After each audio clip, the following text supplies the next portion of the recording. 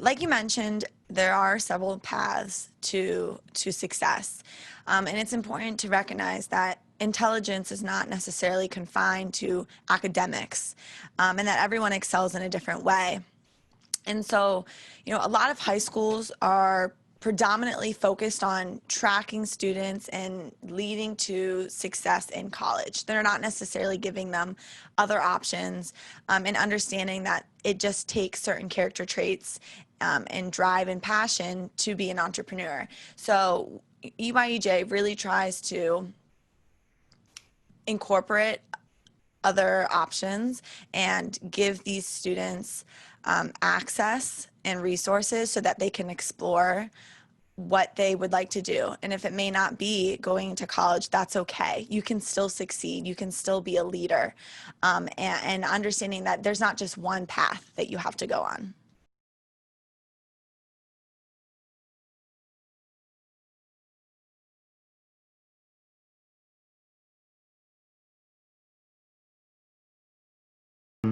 Yes, I am in a trade school for Ford. I'm in a Ford Asset program.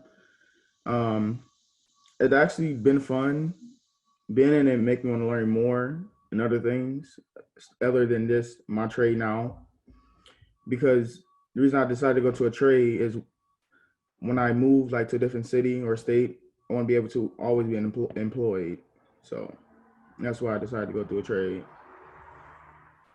I will be returning back for high performance in business manufacturing because we do take a business class how to run our own shop. But when I said the manufacturing, because I want to make high performance auto parts.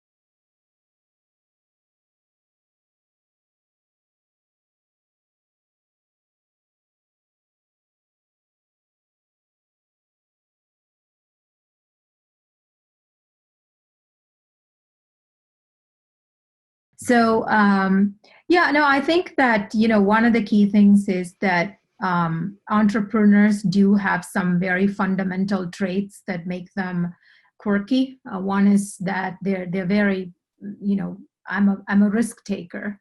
So that's a key component of it. And then the other part is really tenacious. Like once I hook onto something that I'm very interested in and I want to find a solution to, I can foolishly work on it for hours and hours and hours. So I think those are, aspects that that I've carried through. I don't. I'm not very warm to the word executive because that's kind of a hierarchical word that positions a person above everybody else in the company. I would really see myself as I like the word entrepreneur because it's someone that, if they're repeatedly identifying a problem, they figure out that they can solve it, not just for themselves, but also be able to scale it to others and therefore make a fair profit for giving it to others, and so on and so forth. And to me, one of the things in EYEJ, and I've heard this from my med members of the youth council, is really people that are, necessity is the mother of invention, and really growing up out of a less optimal circumstance can really lead to getting very good ideas that, if seeded, could relate in a substantial proportion of entrepreneurs coming out of adversity and adverse situations. Then my dad always said inventions and innovations don't happen on a full stomach, they actually happen under starvation. So it's really, I mean, there is so much potential here with the EYEJ, the students and the families that we serve. So I'm super excited to be part of the organization and be speaking here. Brief story is, I was working more or less in accounting and finance for a startup out in San Francisco. And, my path that led me to start my company was my idea came out of kind of, what I would call a pain point. It was like an issue that I had noticed for a lot of these like tech startup companies in the Bay Area out on the West Coast. And I think that's really important.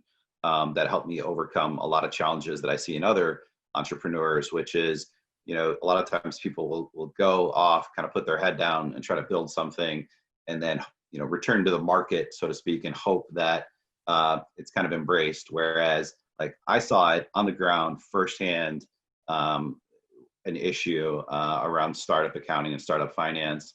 Another thing that I did to kind of overcome some of the challenges that other people might face is quite honestly, like I didn't quit my job until I had my first paying customer. At least for the route I took, which is a bootstrapped route, meaning essentially I didn't go seeking outside investors to invest in my company. So to this day, I still own 100% of the company, which is what I wanted. I had to make sure that I could still kind of put food on the table, pay my rent before I quit my job. So that was two kind of important things for me. And then the third one, which is kind of like what I would consider my superpower, if I have one, is just I have a relentless drive for customer service and customer satisfaction in the early days.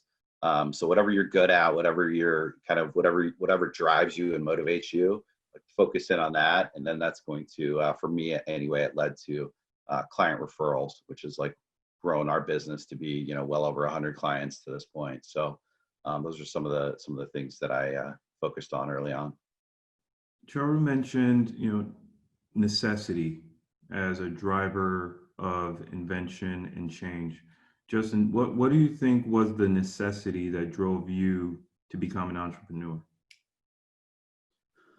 The necessity in the marketplace of why the idea that I launched. So just really briefly, my company serves as kind of an accounting, tax, and finance department for early stage startups. And what happens often in some of these well-funded startups is they're given hundreds of thousands, if not millions of dollars early on from venture capitalists. And what has to happen almost immediately is the company, the founders have to do things like set up payroll, make sure they're reporting to the board of directors, make sure they stay compliant with state and federal taxes. And there's all these little, there's all these we call them back office kind of tasks that have to happen with a company, especially one that's holding on to a pretty large amount of money. But the issue is the necessity for them is like, they really don't have time. A lot of the founders that we work with are computer engineers or marketing experts. They don't have time to go learn how to use QuickBooks or set up payroll, but they know they need to get it done. So the necessity is they got to get it done. They really don't have time. And quite frankly, they don't really want to focus on it.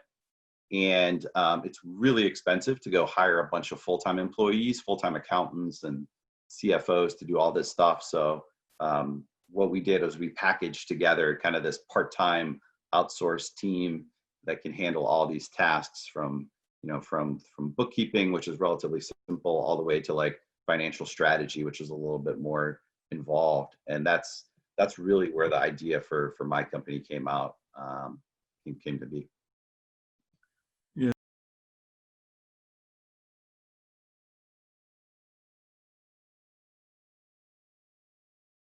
This is absolutely true. And I think I learned this later in life because I grew up in the Indian culture where relationships with responsible adults, whether they are your parents or your teachers, are dictated for you more than, like seeking it out and finding people, maybe a professor that doesn't teach you, but you've seen his podcasts that you like and things like that. So absolutely, it's so important because it gives your mind another horizon to grow into by really connecting yourself with mentors. And these mentors can come, could be a person that sits next to you on the bus.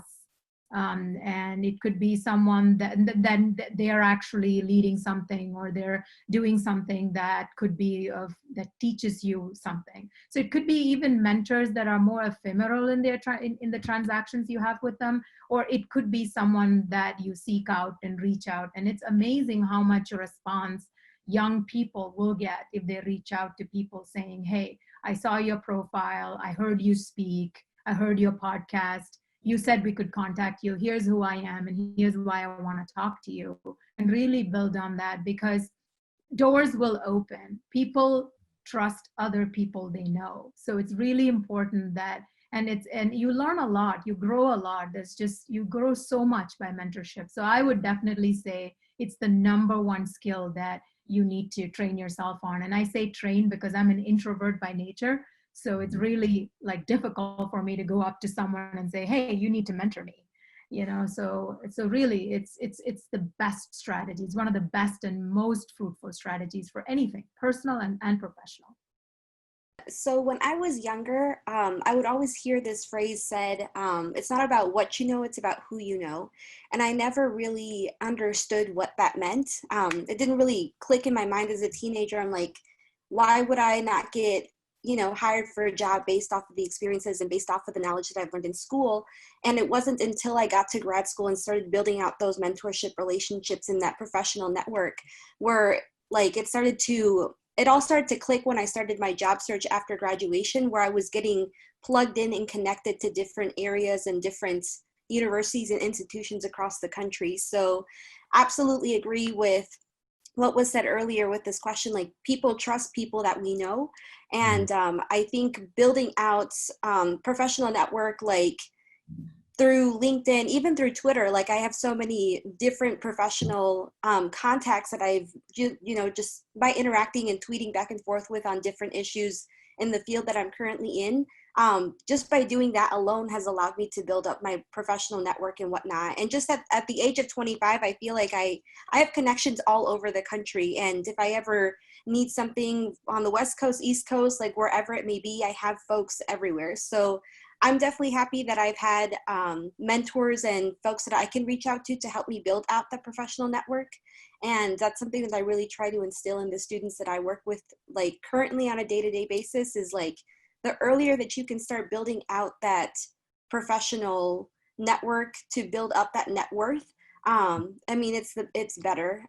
So yeah, that's my take on it. And everything that was told to me when I was younger, back in like high school and my early years in college, like everything makes a lot more sense now that I'm actually working full time and in the professional world.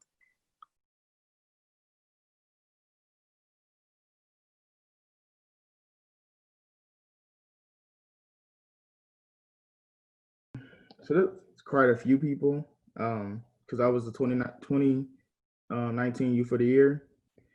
And with that, because I've met a lot of my mentors at the Boys and Girls Club. Then from there, it pretty much expanded because I was with P16 MyCom with Natalie Friedel, and also met her. I started doing like a lot of public speaking, and I thought it was something I thought I wasn't gonna like to do until actually I'd done it. But it would be like the people at the Boys and Girls Club and Natalie Friedel and her family.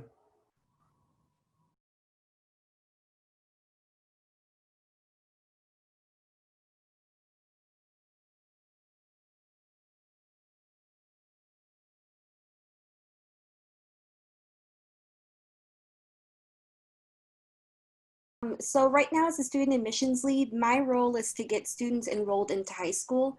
And then once they're in the high school, we pass them all along to like our alumni and college counselors to get them out of, high school in the traditional like 4 years and whatnot, and then go off to college or whatever their pathway looks like after graduation. So I'm constantly on the day-to-day doing like enrollment paperwork, making sure that we're trying to make the pipeline into education here in Chicago as barrier-free and as accessible as possible. Because we recognize over at our Noble Network, the populations it is that we work with and serve on a day-to-day basis are, communities that don't have the funding in their school districts or in their communities just generally that wealthier communities would be able to have access to on a day-to-day basis. So throughout this pandemic, for example, we've distributed Chromebooks to every single student in our network to make that enrollment and registration process easier for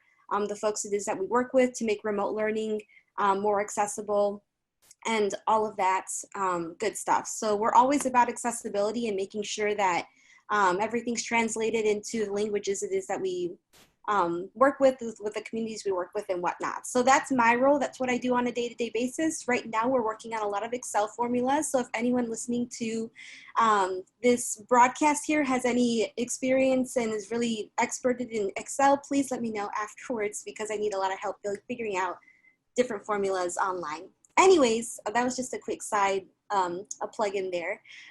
So as far as like, I work specifically with ninth graders and entering and transferring high school students. So our college counselors are the ones that do the bulk work of what high school or what life looks like post high school.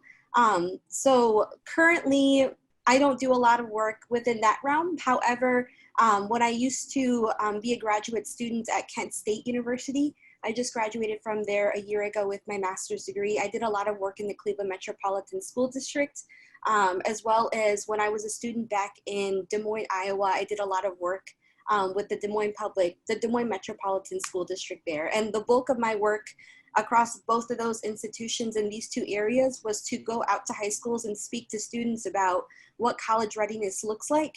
And it wasn't until I got to grad school that we changed our college readiness mindset to just the life readiness mindset. So a lot of the work and workshops that I created and facilitated with high school students on a monthly basis were around, all right, let's work on what a resume looks like and what a personal statement looks like. But how can we also tailor that to make sure that a resume can also be applicable to like a job that you want to apply for if college isn't the thing that you want to do after high school.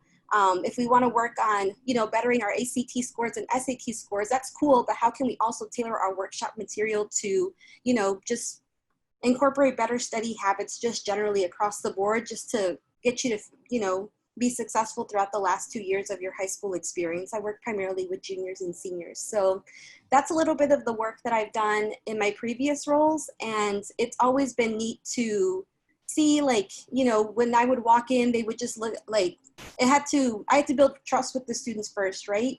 But after being able to build trust and let people know that I'm not just the college lady coming in to talk about college, but like I want to come in and chat with you all about different pathways that can still let you be successful in life that don't include having to go to a traditional 4-year college.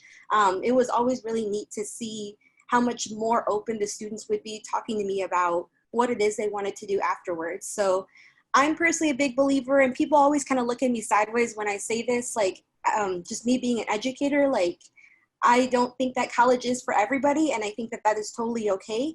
But as long as we are providing our students in our high schools with the opportunities and with the overall vision that you can still be successful without a college degree, and providing them the tools and resources to get there, in my eyes, that's a win in my book. And that's the mindset that I try to instill in the students that I work with in various nonprofits that I work with, and then students that I've worked with in the past as well.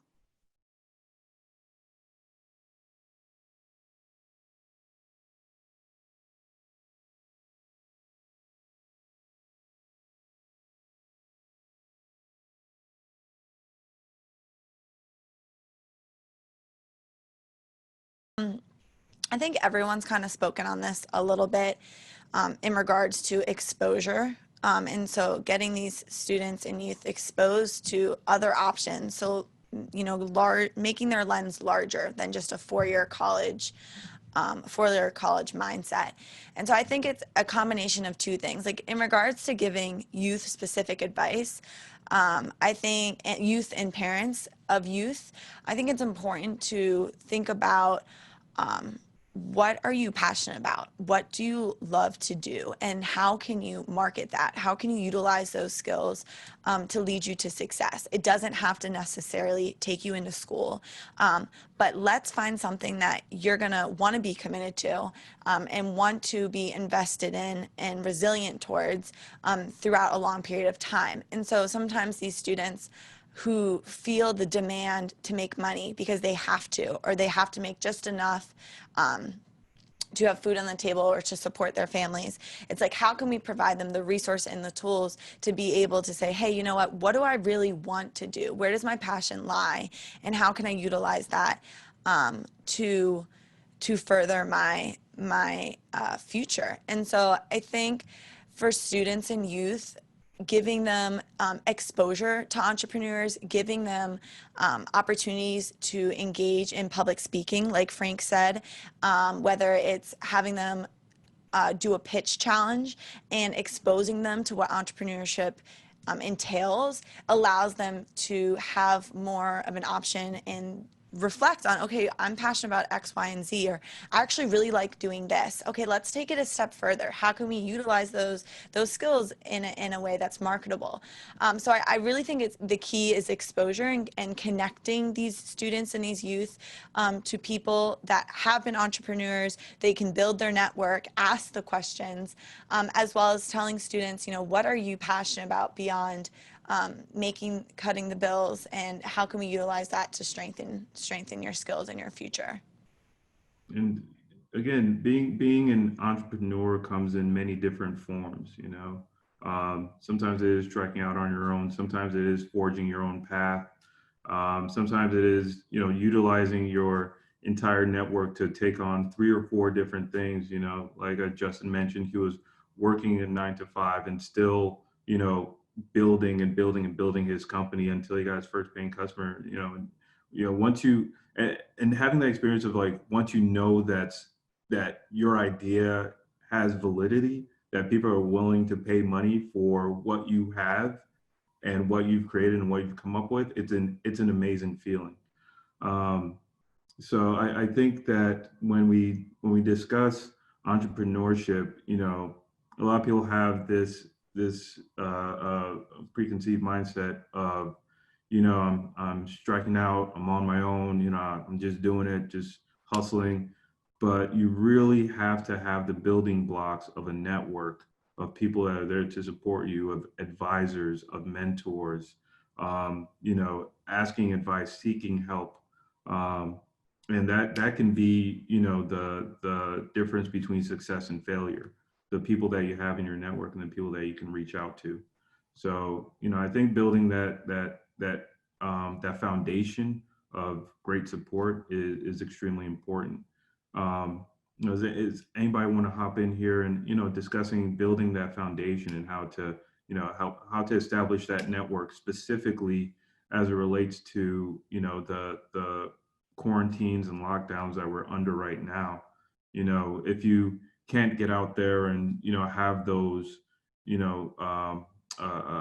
just once in a lifetime encounters at the grocery store, you can't engage in conversation because you're wearing a mask. Like, what are some other ways of building a network, via online, via technology, or however? What do you guys think?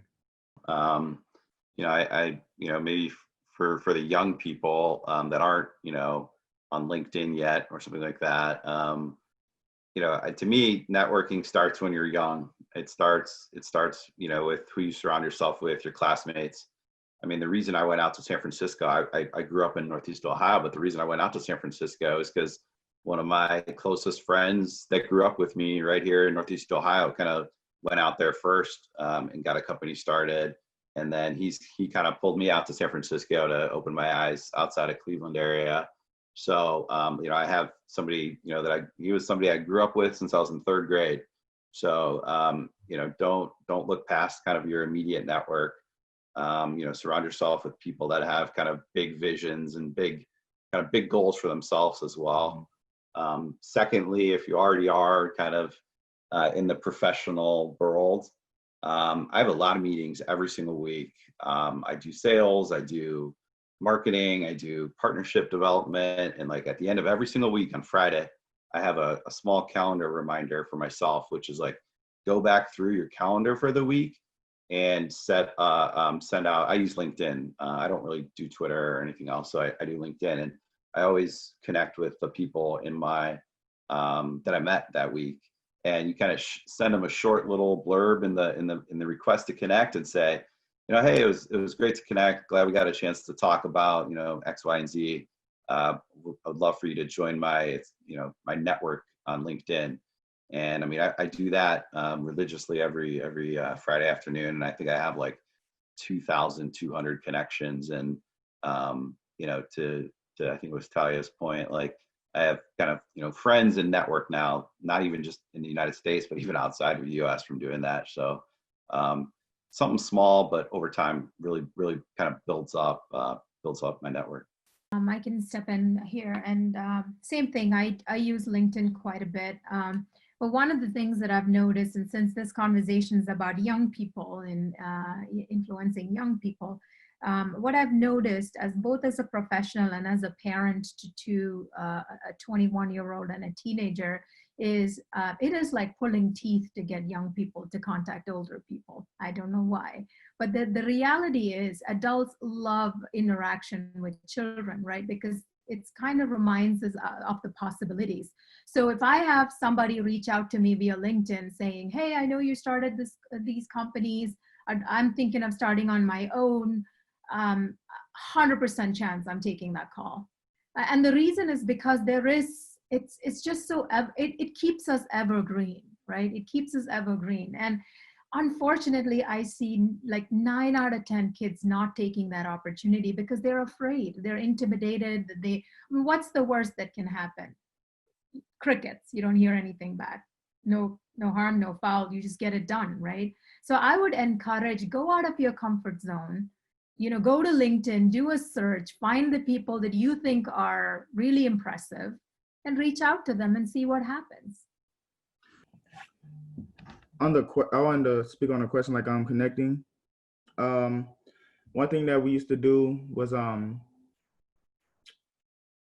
our program, they pretty much made us meet like 3 people a day, and then see what they get into. Like now I'm in a 3rd federal housing program to buy my first house, and the people that's in there, because I'm the youngest one in the program, but the people that's in there are pretty interesting because they older, but they know some stuff I didn't know about the housing, like the inspectors and all the other extra stuff you got to buy before you even actually owning the house. But it was nice to know that they can help. And like you said, like me with LinkedIn, I don't have a LinkedIn, but I do meet a lot of people that does have that, and they get like real good reviews on it. So yeah. And other than LinkedIn, you can do a search on Instagram or Facebook to find a group chat that pretty much that strikes your interest, like you said. And even so, like when you go to school and stuff, like your counselors, they may know somebody that could help you.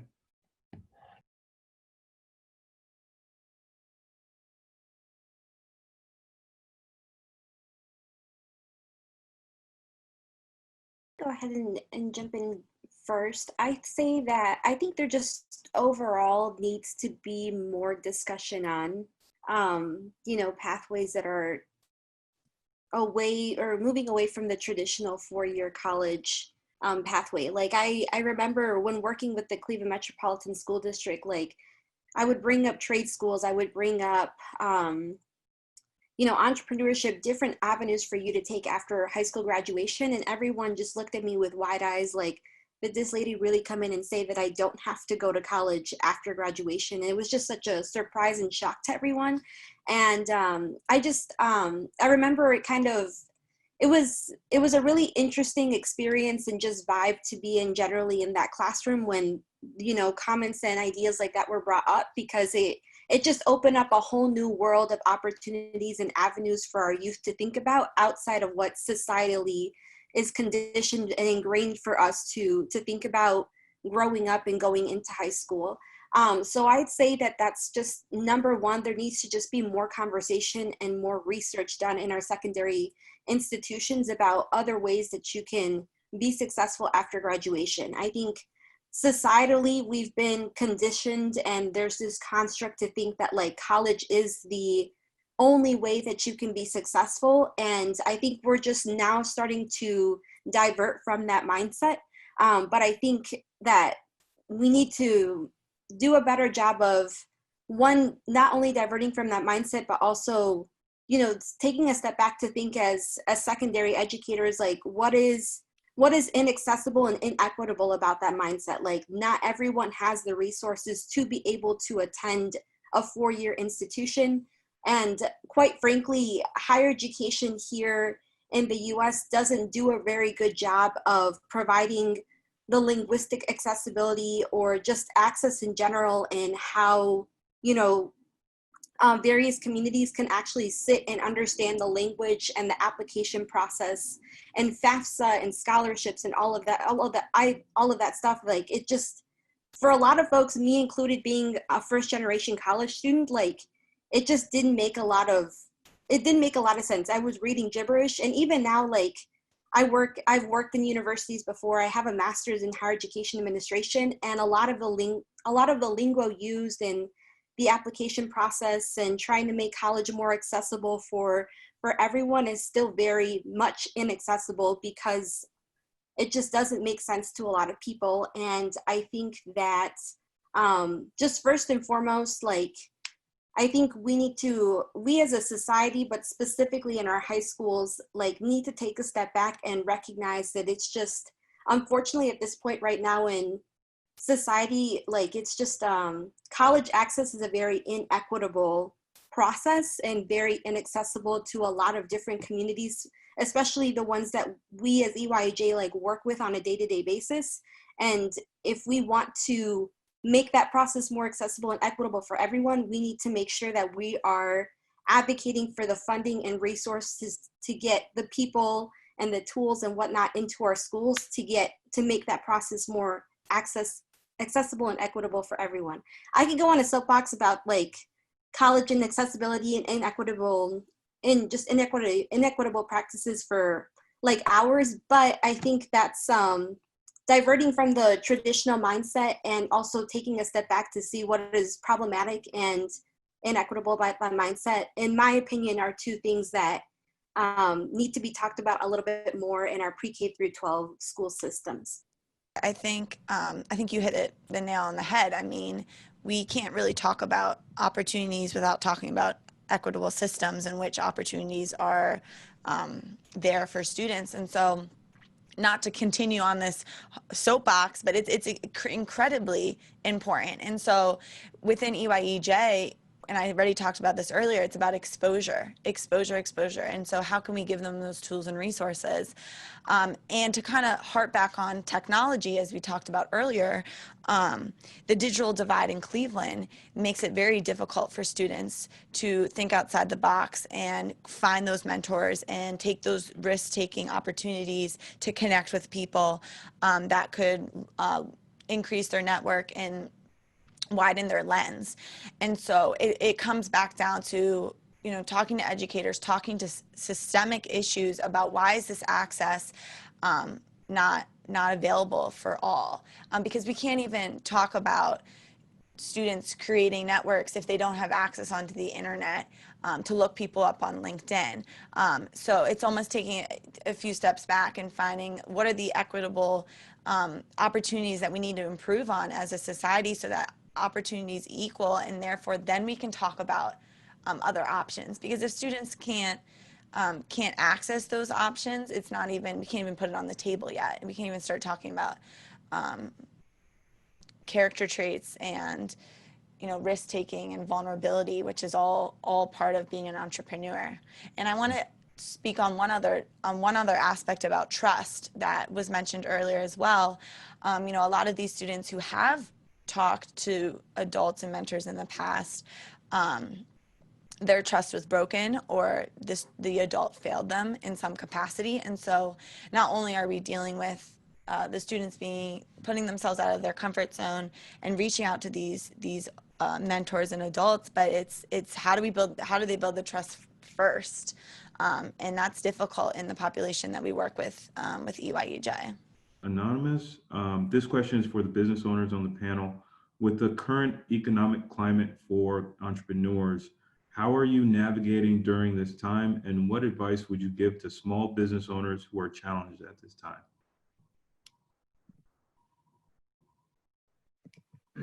I shared some of my comments already in that chat box, but the biggest thing is, in my opinion, like, focus on what you can control. not on the uncontrollable. There's just so much that you're not going to be able to control. You can't control when there's a vaccine. You can't control when things are going to get back to normal. I mean, depending on your business model, you're going to be, impacted so much more than other people. So I, focus on what you can control. At Air CFO, almost immediately after after probably mid-March, end of March, we all kind of, and I say we, like our leadership team, there's 5 of us on our leadership team.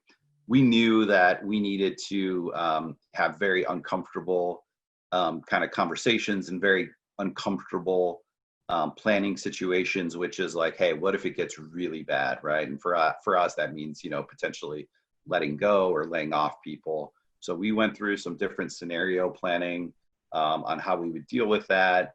And just by going through that exercise of preparing for it, it kind of like, alleviates that mental anxiety and mental stress of like having that big gray cloud over us. So we did that.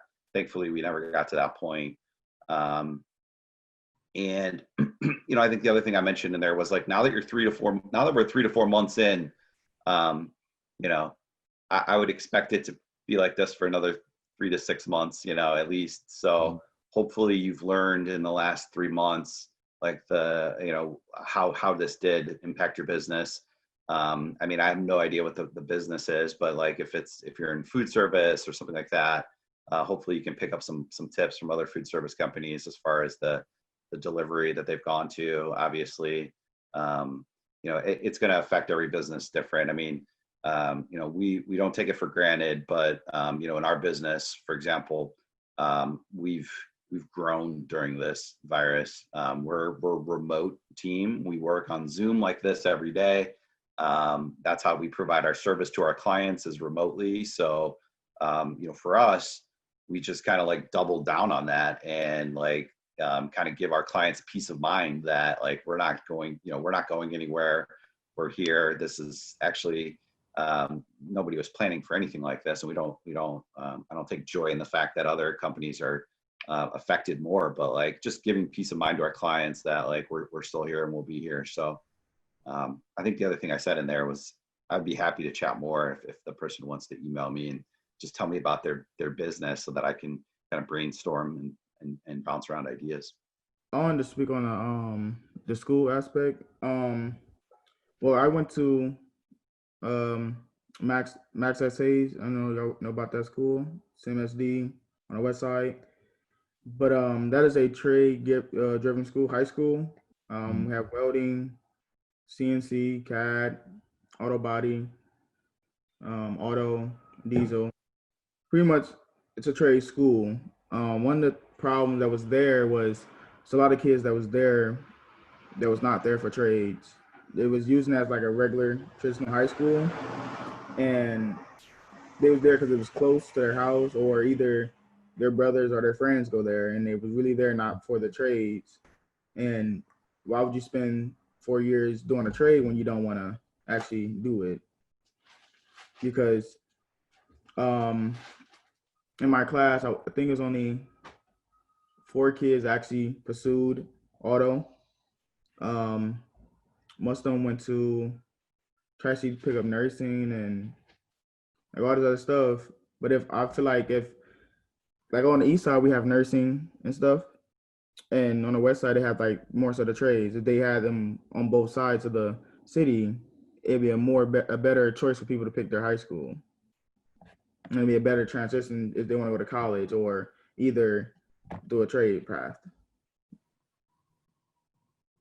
That's a very broad question. Going back to the business in COVID times, I've had on the board of a couple other businesses. One of them actually is in the lending business, and they found that lenders wanted to do a risk analysis. So they pivoted to a risk analysis product because everyone wants to understand the changes in the market. So they did a pivot. Another company here, which is called OntFlow, it's based out of Columbus. The entrepreneurs, look it up, absolutely bubbly personality, very young, didn't finish college and found her path. was manufacturing female hygiene products, dispensers, and products for employers. And so when COVID hit, employees were not going into work. So she pivoted her business using the same materials that I used for making female hygiene products into making masks. So, so this is where the entrepreneurial mindset kicks in, is you really step back as a business owner. And as Justin said, really control what you can. Don't try to control, you know, a lot of you can see a lot of narrative on social media. It's like, why did this happen? Or the politicians are not dealing with it. None of that is in our control, and we can't even control the virus, right? So we can't control the research that goes in. We can't control when vaccines would be available. None of that is. So what we can control is how we feel about it and what are we doing about it with respect to our businesses. And like in Justin's case, you know, really saying, I have a team that works, I have to do right by them, really sorting out those kind of key things. Like, what are the key things that I need to sort out so that I can, you know, do right by the people that have trusted in me? Do I, you know, put it on ice, meaning take a step back and wait? Do I go after all the possible relief vehicles, the PPP loans and this, that, and the other that the government has put in place? Probably run out of money by now, most of those. But those are kind of the strategies. Do I stay in a holding pattern? Do I move aggressively forward? So my own business, vitalxchange, is a COVID accelerated business in the sense that we are digital connectivity and a social network solution for patients. So with COVID, patients became incredibly isolated. So vitalxchange, which we just started, now has to accelerate its plans so that we're able to provide, you know, a social network for our patients. Going back to the whole education, you know, I really do believe that digital connectivity will democratize education, just like it's democratizing healthcare. You know, I have to now call, wait in line, 90 days later, I get an appointment. Guess what? COVID has made telehealth available in everyone's homes. So as long as you have a digital connection, you can get the doctor's appointment much shorter because, you know, it's coming to you via your mobile phone. So similar to that, I do believe education will get democratized. There's already tons, massive amounts of content in terms of coming from top tier universities to basically do anything from corporate finance to calculus is available. So if we can give that bridge to the children, then they would be able to access it. And, you know, just like Frank over here is going to trade school because he recognized what he wanted to do and that it had presence anywhere he geographically moved. That's so important to recognize. If you're able to find what that passion and interest of yours is, then you should be able to access it via the internet. I mean, in fact, almost all the schools now are going to go online. And as a parent that pays a hefty sum of money to a university to get my children educated, I can tell you that now everything's online. They're at home. You know, my grocery bills are going up and I'm paying the dorm money because the children are not going to be there. So these are now parents are like, what the heck am I doing? You know, but in that case, and the kids are like, what am I getting additional that I didn't get in the comfort of my living room? Yes, the social part, of course, but the social part is facilitated by a campus, not by the quality of their education. So that part is going to change. And here it's ripe for entrepreneurship, right? It's ripe for someone to say, like Singularity University, for example, it's someone to say that, yeah, I'm going to disrupt education. It's ripe for it's highway robbery. I can tell you, this is it really puts a wall. Education should be something that everybody has access to.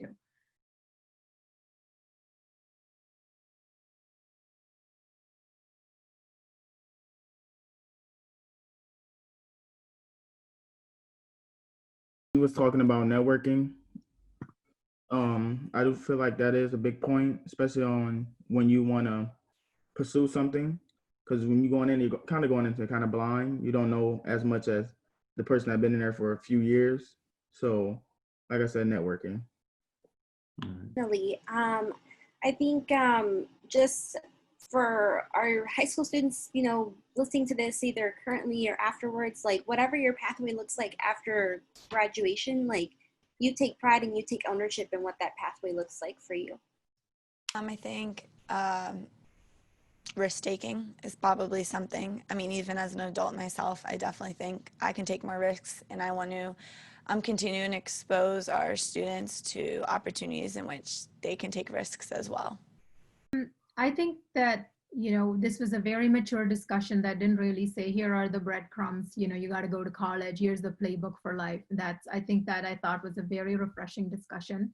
So a lot of the points that Katie brought up and Talia brought up and Frank brought up and Justin brought up were all synergistic with really finding opportunities.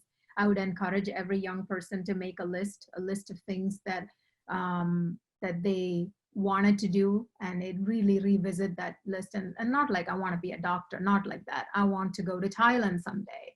Really make lists that kind of itemize your dreams, and you'll be surprised at how that guides you and motivates you to take the path that you need to go on. A quick thought on an idea I read about a couple of years ago, and I've tried to use it. And when I do use it, it usually pays dividends, which is to give first. So it's like this idea of giving first and not expecting anything in return, right? So I use this with potential clients. I use this with my network. It's this idea of like trying to create value for other people.